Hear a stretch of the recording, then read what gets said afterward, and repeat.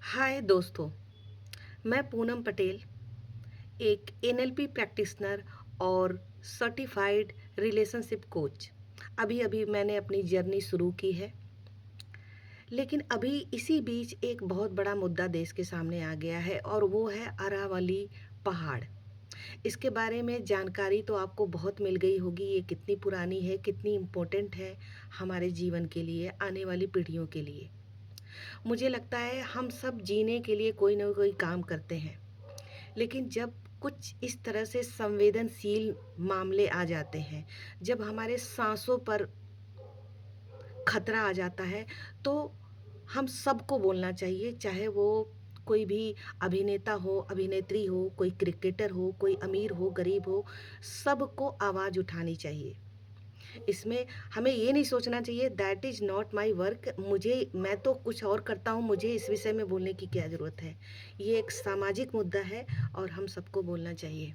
आज जो अरावली पहाड़ पर जो खतरा मंडरा रहा है, ये सिर्फ राजस्थान के लोगों की मुद्दा नहीं है, ये पूरे देश की बात है। ये जो जितने भी अमीर लोग हैं, ये जो हमारे पहाड़ों को, नदियों को और प्राकृतिक संसाधनों को जो नुकसान पहुंचाते हैं, इनको जो मंजूरी मिल जाती है, ये मंजूरी कौन दे रहा है दोस्तों? ये मंजूरी मिलती है इनको कानून से, और उसको कौन सहारा देता है? राजनीतिक दल, सरकार।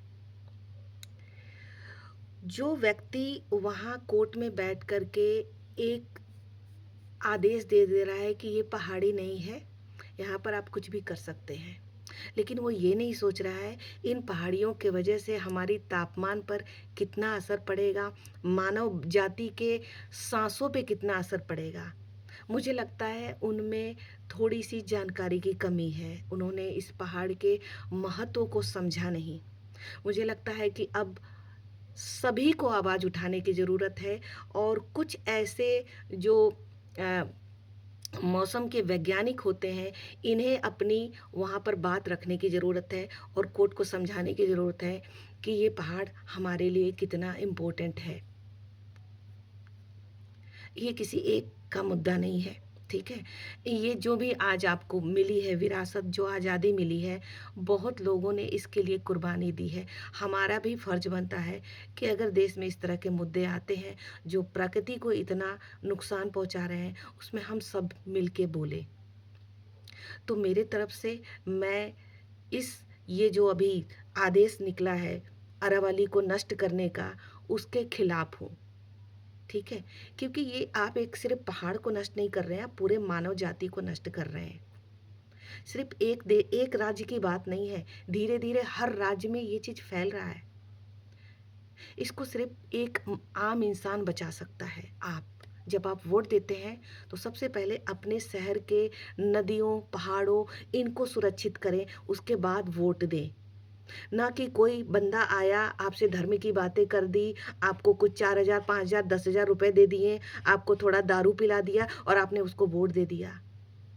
आप सबसे पहले एग्रीमेंट कराएँ कि मेरे जो राज्य है, उसकी पहाड़ियों को कोई नुकसान नहीं पहुँचाया जाएगा, उसकी नदियों को क्या-क्या आप उसके क और अगर आप कुछ विकास की बात करते हैं कि आप विकास करेंगे, तो सबसे पहले आप वहाँ के जो सामान्य लोग हैं, जो स्थानीय लोग हैं, उनसे बात करेंगे, उनको समझाएँगे कि यहाँ सच में विकास हो रहा है, ये मानव जाति की बर्बादी नहीं है, उसकी विकास है। आप उनको पहले समझाएँगे, उनसे मंजूरी लेने के बाद ही आप कुछ वहाँ विकास करेंगे। अदरवाइज़ ये जो सरकार है और ये जो उद्योगपति हैं, जिनको अपना कमाना है, इनको तो कुछ दिन में अपना यहाँ से कमा-वमा करके अपने दूसरे देश में निकल जाएँगे। इनके जो फैमिली मेंबर्स हैं, दूसरे देश में साँस लेते हैं, सही हवा में साँस लेते हैं, तो इनको कोई फ़र्क नहीं पड़ता, ठीक है? लेकिन फ़र्क पड़ता है आम लोगों को, गरीब लोगों को, जो यहाँ साँस लेते हैं, जो कहीं दूसरे देश में जाके नहीं बस सकते। तो अब वो समय आ गया है जब हम सब आवाज़ उठाएँ और कोर्ट को अपने इस फैसले को बदलने पे मजबूर करें। एक पुख्ता ढंग से कोर्ट में इस बात को रखने वाला कोई वैज्ञानिक होना चाहिए, मौसम वैज्ञानिक।